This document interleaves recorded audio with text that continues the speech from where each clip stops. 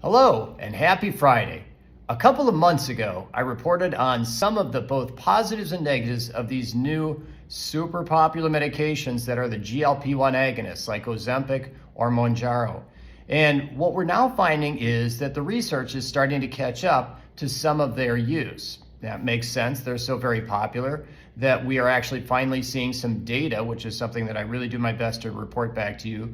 And now as it relates, there's a new article in the journal called JAMA Surgery, which is a very good journal from the group at UT Houston. And the anesthesia team there were doing tests using ultrasounds on the stomachs of patients or through the abdominal wall to check the stomach contents of patients as they're undergoing elective surgery. And in each of those cases, those patients were instructed not to have anything by mouth for let's say midnight the night before. You know how you heard that NPO by midnight? Or you may not have anything to eat or drink for about 8 hours before the procedure.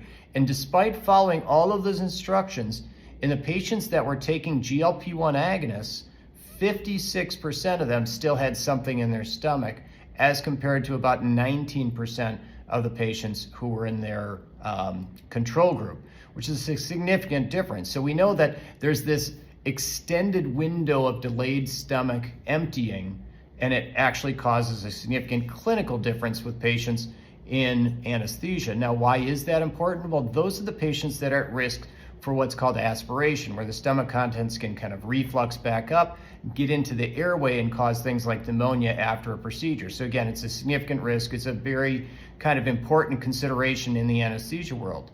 So one of the things that anesthesia had suggested, and this is from, I think I posted this before, but the Academy of Anesthesia has suggested that patients undergoing elective surgery should stop the GLP-1 agonist 1 month prior to an elective surgery in order to let their stomach kind of wake back up again.